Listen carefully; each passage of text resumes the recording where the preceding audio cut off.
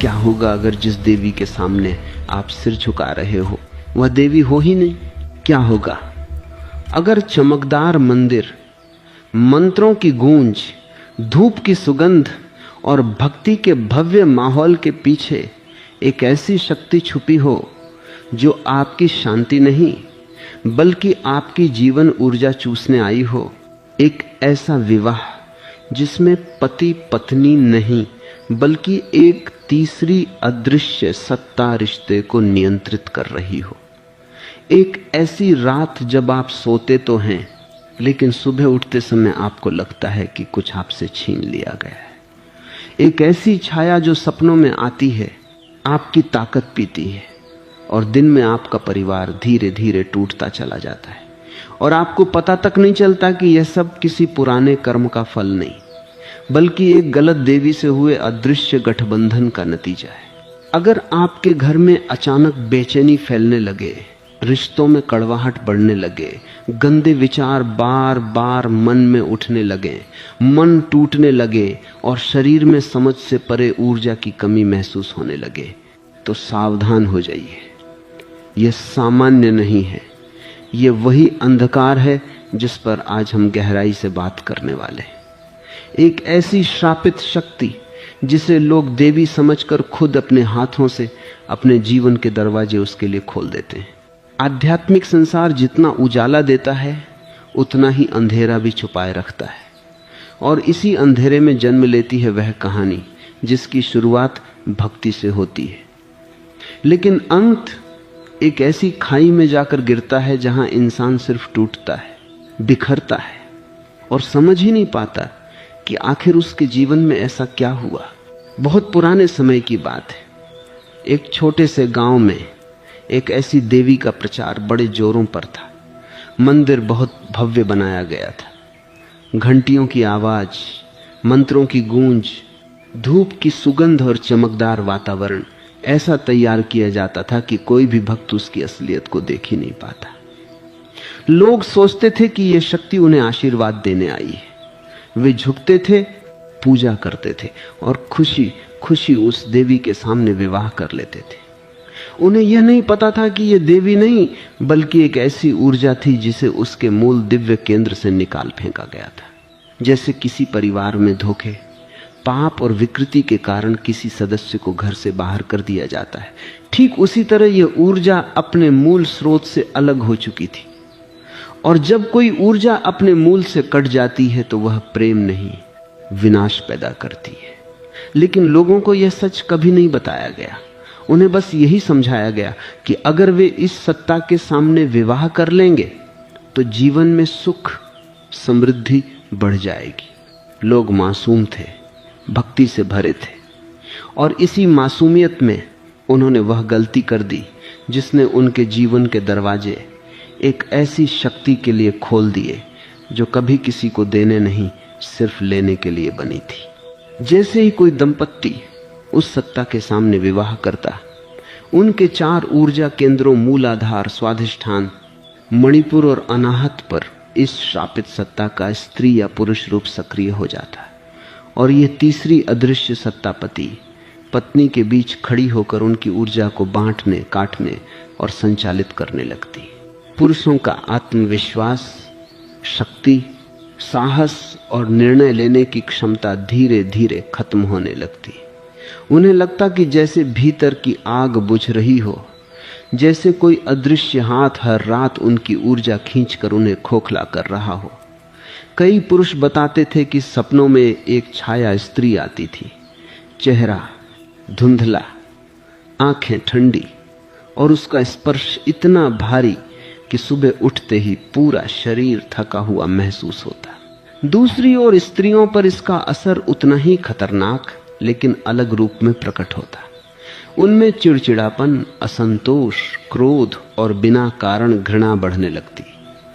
चेहरे की चमक घटती, सौंदर्य फीका पड़ता और उनके भीतर एक अजीब सी बेचैनी स्थायी रूप से बस जाती, जैसे कोई उनकी आत्मा से लगातार कुछ खींच रहा हो। यह एक ऐसी शक्ति है जो पुरुषों से उनका पुरुषत्व छीन लेती है और स्त्रियों से उनका स्त्रीत्व। पुरुषों से वीर नाश करवाकर उनकी जवानी छीन लेती है और स्त्रियों से यौवन और सौंदर्य छीन लेती है, उनकी प्राण ऊर्जा छीनकर उन्हें समय से पहले बूढ़ा बना देती है। ऐसे व्यक्ति अपने शरीर में कमजोरी, दर्द और उम्र से ज्यादा थकान महसूस करते हैं। वे ओजहीन दिखाई देते हैं। घर में हमेशा कलह और क्लेश होने लगते हैं। छोटी छोटी बातों पर भारी झगड़े हो जाते हैं। बच्चों में भय, गंदे विचार और अजीब व्यवहार विकसित होने लगता। धीरे धीरे पूरा परिवार टूटने लगता। लेकिन कोई ये सोच भी नहीं पाता कि इस विनाश के पीछे कोई अदृश्य श्रापित गठबंधन हो सकता है। लोग डॉक्टरों के पास जाते, झाड़ फूंक कराते, मंदिरों में मन्नतें मांगते, लेकिन उनका जीवन फिर भी नहीं सुधरता, क्योंकि समस्या उनके कर्मों में नहीं बल्कि उस गलत गठबंधन में थी जो उन्होंने भक्ति की आड़ में कर लिया था। जब हालात चरम पर पहुंच गए तब कुछ महान साधकों ने ध्यान और शक्ति साधना के माध्यम से इस ऊर्जा की जड़ को समझा। यह साधना साधारण मंत्र जाप नहीं थी, यह वह युद्ध था जिसमें शब्द अग्नि बन जाते हैं और ध्यान तेज तलवार। जैसे जैसे साधना आगे बढ़ती गई, कमरे का तापमान बदलता, हवा भारी हो जाती, दीवारों में कंपन महसूस होता। वह ऊर्जा अपने अस्तित्व को बचाने के लिए पूरी ताकत से लड़ रही थी। मंत्रों की अग्नि बढ़ती गई और उसके साथ ही वह दुष्प्रभावित ऊर्जा कमजोर होने लगी। जिन लोगों पर उसका असर था उनके भीतर अचानक शांति आने लगी, कामुक विचार समाप्त होने लगी, मन हल्का हुआ, चेहरे पर खोई हुई चमक लौटने लगी, पुरुषों में साहस वापस आया, स्त्रियों में स्थिरता और बच्चों में मासूमियत लौट आई। घर का वातावरण धीरे धीरे स्वच्छ हुआ, जैसे किसी ने अंधेरी धूल झाड़कर फिर से रोशनी भर दी हो। लेकिन खतरा अभी भी पूरी तरह खत्म नहीं हुआ है। आज भी उस श्रापित ऊर्जा का प्रचार करने वाले लोग सक्रिय हैं। भक्ति, चमत्कार और दिखावे का उपयोग करके हजारों लोगों को उसी जाल में फंसा रहे हैं। आज भी लोग उस सत्ता के सामने विवाह कर रहे हैं, मंत्र करा रहे हैं, प्राण प्रतिष्ठा करा रहे हैं और अनजाने में एक ऐसी व्यवस्था में प्रवेश कर रहे हैं जहां वे अपनी ही ऊर्जा एक श्रापित सत्ता को सौंप देते हैं। दुनिया को हर चमक दिव्यता लगती है, लेकिन वास्तविकता यह है कि दिव्य ऊर्जा कभी भी मन को गंदा नहीं करती, रिश्तों को नहीं तोड़ती, प्रेम को नहीं जलाती, घर में भारीपन नहीं फैलाती और किसी मनुष्य की शक्ति नहीं चूसती। दिव्यता उठाती है, श्रापित शक्ति गिराती है। और इसी पहचान को समझना आज के समय में सबसे बड़ा आध्यात्मिक ज्ञान है। जब हालात धीरे धीरे नियंत्रण से बाहर होने लगे, जब परिवार टूटने लगे, जब लोगों की ऊर्जा दिन प्रतिदिन कम होने लगी और जब हर प्रयास के बावजूद कोई समाधान नहीं मिल पाया, तब कुछ साधकों ने इस रहस्य को समझने का निर्णय लिया। यह कोई सामान्य खोज नहीं थी, यह उस अदृश्य शक्ति के खिलाफ एक सीधा सामना था जिसे लोग अब तक देवी मानते आए थे। इन साधकों ने केवल बाहरी लक्षणों को नहीं देखा, उन्होंने उस जड़ तक जाने का प्रयास किया जहां से यह प्रभाव उत्पन्न हो रहा था। उन्होंने ध्यान और शक्ति साधना के माध्यम से उस ऊर्जा को पहचानने की कोशिश की, क्योंकि ऐसी शक्तियों को केवल बाहरी उपायों से नहीं समझा जा सकता। उन्हें उसी स्तर पर जाकर देखना पड़ता है जहां वे सक्रिय होती हैं। यह साधना केवल बैठकर मंत्र बोलने की प्रक्रिया नहीं थी, यह एक ऐसा अनुभव था जहां हर क्षण जागरूकता की आवश्यकता होती है, जहां मन को पूरी तरह स्थिर रखना पड़ता है और जहां साधक को अपने भीतर की हर भय को पार करना पड़ता है। जैसे जैसे यह साधना गहराई में जाती गई, वैसे वैसे उस स्थान का वातावरण बदलने लगा। कमरे की हवा भारी होने लगी, तापमान में असामान्य परिवर्तन महसूस होने लगा और ऐसा प्रतीत होने लगा जैसे कोई अदृश्य उपस्थिति वहां सक्रिय हो। यह कोई कल्पना नहीं थी, बल्कि उस ऊर्जा की प्रतिक्रिया थी जो अपने अस्तित्व को बचाने की कोशिश कर रही थी। जब भी साधक उस ऊर्जा के करीब पहुंचने का प्रयास करते, वह शक्ति उन्हें भ्रमित करने की कोशिश करती, उनके मन में डर उत्पन्न करती ताकि वे पीछे हट जाएं। लेकिन यही वह क्षण था जहां साधकों की परीक्षा होती है। एक साधारण व्यक्ति इस स्थिति में घबरा सकता है, लेकिन जो साधक तैयार होता है वह इन अनुभवों को समझता है और उनसे प्रभावित नहीं होता। वह जानता है कि यह केवल उस ऊर्जा की प्रतिक्रिया है जो अपने नियंत्रण को खोने से डर रही है। जैसे जैसे साधना आगे बढ़ी, मंत्रों की शक्ति बढ़ती गई। यहां मंत्र केवल शब्द नहीं थे, वे एक प्रकार की ऊर्जा बन चुके थे, एक ऐसी अग्नि जो उस नकारात्मक प्रभाव को धीरे धीरे कमजोर कर रही थी। हर उच्चारण के साथ वातावरण में एक कंपन उत्पन्न होता और उसी के साथ वह दुष्प्रभावित ऊर्जा पीछे हटने लगती। ये एक ऐसा संघर्ष था जिसे आंखों से नहीं देखा जा सकता, लेकिन जिसे हर साधक अपने भीतर महसूस कर रहा था। इस प्रक्रिया के दौरान कई लोगों पर इसका सीधा प्रभाव दिखाई देने लगा। जिन लोगों पर उस शक्ति का प्रभाव था, उनके भीतर अचानक परिवर्तन होने लगा। उनके मन में जो भारीपन था वह धीरे धीरे कम होने लगा। वे जो लगातार थकान महसूस करते थे वह कम होने लगी। उनके विचार जो पहले अस्थिर और विचलित थे वे धीरे धीरे शांत होने लगे। सबसे महत्वपूर्ण परिवर्तन यह था कि उनके भीतर जो अनियंत्रित विचार उत्पन्न होते थे वे धीरे धीरे समाप्त होने लगे। जो बेचैनी पहले हर समय बनी रहती थी वह कम होने लगी। ऐसा प्रतीत हुआ जैसे किसी ने उनके मन से एक भारी बोझ हटा दिया हो। पुरुषों में जो कमजोरी आ गई थी, जो आत्मविश्वास धीरे धीरे समाप्त हो रहा था, वह फिर से लौटने लगा। उनकी ऊर्जा में वृद्धि होने लगी, उनका साहस वापस आने लगा और वे फिर से अपने निर्णय स्पष्टता के साथ लेने लगे। स्त्रियों में भी परिवर्तन स्पष्ट रूप से दिखाई देने लगा। उनका चिड़चिड़ापन कम होने लगा, उनका स्वभाव शांत होने लगा और उनके चेहरे पर जो फीकी पड़ चुकी चमक थी वह धीरे धीरे लौटने लगी। उन्हें ऐसा महसूस हुआ जैसे उनके भीतर कुछ हल्का हो गया हो, जैसे कोई अदृश्य भार हट गया हो। बच्चों पर भी इसका प्रभाव समाप्त होने लगा। जो डर उनके भीतर पैदा हो गया था, जो अजीब व्यवहार दिखाई दे रहा था, वह धीरे धीरे सामान्य होने लगा। उनका स्वभाव फिर से सहज और मासूम होने लगा और सबसे बड़ा परिवर्तन पूरे घर के वातावरण में दिखाई दिया। जहां पहले हर समय तनाव और अशांति रहती थी, वहां अब शांति और संतुलन आने लगा। छोटे छोटे झगड़े जो पहले बड़े विवादों में बदल जाते थे वे समाप्त होने लगे। घर का वातावरण हल्का और स्वच्छ महसूस होने लगा। यह परिवर्तन अचानक नहीं हुआ, यह धीरे धीरे हुआ, लेकिन इतना स्पष्ट था कि उसे नजरअंदाज नहीं किया जा सकता था। यह केवल बाहरी बदलाव नहीं था, यह भीतर की ऊर्जा के स्तर पर हुआ परिवर्तन था। लेकिन यहां एक और महत्वपूर्ण बात समझनी आवश्यक है। यह प्रक्रिया समाप्त नहीं हुई है, क्योंकि जिस प्रकार यह शक्ति सक्रिय हुई थी उसी प्रकार वह आज भी कहीं न कहीं सक्रिय हो सकती है। आज भी ऐसे लोग मौजूद हैं जो इसी प्रकार की शक्तियों का प्रचार करते हैं। वे भक्ति, चमत्कार और आकर्षण का उपयोग करके लोगों को अपने प्रभाव में लेते हैं। वे ऐसे वातावरण का निर्माण करते हैं जहां सब कुछ दिव्य प्रतीत होता है, लेकिन वास्तविकता कुछ और होती है। और सबसे खतरनाक बात यह है कि लोग अनजाने में उसी जाल में फंस जाते हैं। वे सोचते हैं कि वे एक पवित्र कार्य कर रहे हैं, लेकिन वास्तव में वे अपनी ही ऊर्जा को एक ऐसी शक्ति के हाथों में सौंप देते हैं जो केवल लेने के लिए बनी होती है। यही कारण है कि जागरूकता अत्यंत आवश्यक है।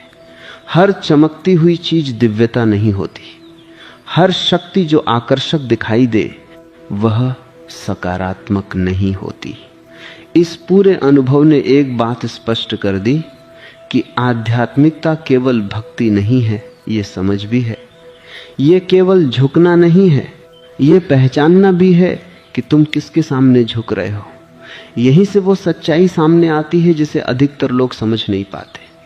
जब उन साधकों ने उस ऊर्जा के प्रभाव को कम कर दिया, जब धीरे धीरे लोगों के जीवन में सुधार आने लगा, तब यह स्पष्ट हो गया कि समस्या किसी व्यक्ति के कर्मों में नहीं थी, बल्कि उस गलत आध्यात्मिक जुड़ाव में थी जो उन्होंने अनजाने में स्वीकार कर लिया था। लेकिन इसका यह अर्थ नहीं है कि खतरा पूरी तरह समाप्त हो चुका है। सच्चाई यह है कि आज भी यह शक्ति पूरी तरह खत्म नहीं हुई है। आज भी ऐसे लोग मौजूद हैं जो इसी प्रकार की ऊर्जाओं का प्रचार कर रहे हैं। वे भक्ति का उपयोग करते हैं, चमत्कारों की कहानियां सुनाते हैं और एक ऐसा वातावरण बनाते हैं जहां सब कुछ पवित्र और दिव्य प्रतीत होता है। लेकिन वास्तविकता इसके ठीक विपरीत हो सकती है। लोग आज भी उसी प्रकार से आकर्षित हो रहे हैं, वे उसी प्रकार से विश्वास कर रहे हैं, वे उसी प्रकार से उन स्थानों पर जा रहे हैं जहां उन्हें लगता है कि उन्हें आशीर्वाद मिलेगा। और कई बार वे बिना समझे ही ऐसे अनुष्ठान कर लेते हैं, ऐसे संबंध बना लेते हैं जो उनके जीवन पर गहरा प्रभाव डाल सकते हैं। कई लोग उस सत्ता के सामने विवाह कर रहे हैं, कुछ लोग विशेष अनुष्ठान करवा रहे हैं, कुछ लोग प्राण प्रतिष्ठा जैसी प्रक्रियाओं में शामिल हो रहे हैं और उन्हें यह समझ ही नहीं आता कि वे वास्तव में किस शक्ति के साथ जुड़ रहे हैं। उन्हें लगता है कि वे एक पवित्र कार्य कर रहे हैं, लेकिन वास्तव में वे एक ऐसे अदृश्य समझौते में प्रवेश कर रहे होते हैं जहां उनकी अपनी जीवन ऊर्जा दांव पर लग जाती है।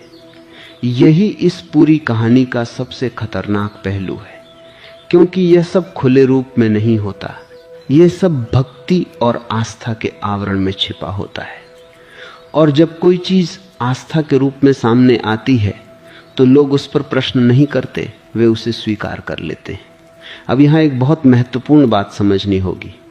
हर वह चीज जो चमकती है वह दिव्य नहीं होती। हर वह स्थान जहां मंत्रों की ध्वनि हो वह पवित्र नहीं होता। हर वह शक्ति जिसके सामने लोग झुकते हैं वह सही नहीं होती। दिव्यता की एक स्पष्ट पहचान होती। सच्ची दिव्य ऊर्जा कभी भी मन को अशांत नहीं करती, वह कभी भी तुम्हारे विचारों को गंदा नहीं बनाती, वह कभी भी रिश्तों को तोड़ती नहीं है, वह कभी भी घर में भारीपन पैदा नहीं करती, और सबसे महत्वपूर्ण, वह कभी भी तुम्हारी ऊर्जा को कम नहीं करती।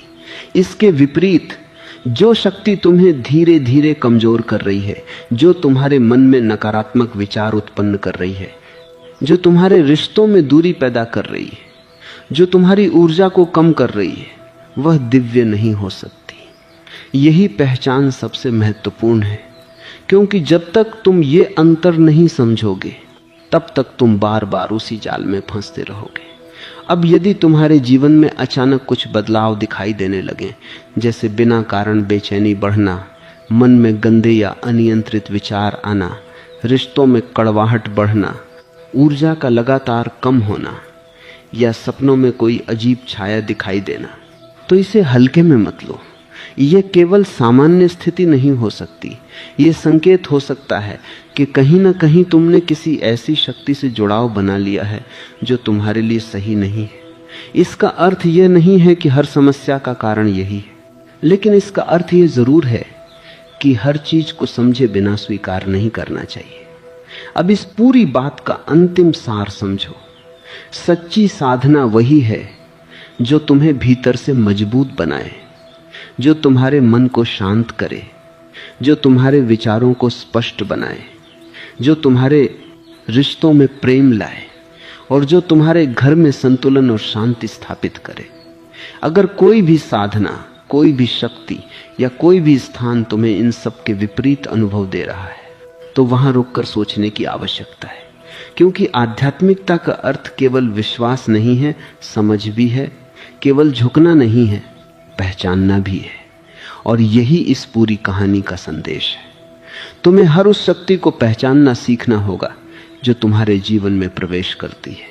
तुम्हें यह समझना होगा कि तुम किसके सामने झुक रहे हो और क्यों झुक रहे हो, क्योंकि अंत में यह निर्णय तुम्हारा ही होता है। या तो तुम जागरूक होकर अपने जीवन को सुरक्षित रख सकते हो, या फिर अज्ञान में वही गलती दोहरा सकते हो जो कई लोग पहले कर चुके हैं। और याद रखो, सच्ची दिव्यता तुम्हें ऊपर उठाती है, तुम्हें मजबूत बनाती है, तुम्हें स्पष्टता देती है, जबकि एक श्रापित शक्ति तुम्हें धीरे धीरे नीचे गिराती है, तुम्हें कमजोर बनाती है और तुम्हें खुद से दूर कर देती है। इसीलिए जागरूक रहो, समझ के साथ आगे बढ़ो और हर उस चीज को पहचानो जो तुम्हारे जीवन में प्रवेश कर रही है, क्योंकि यही तुम्हारी सबसे बड़ी सुरक्षा है।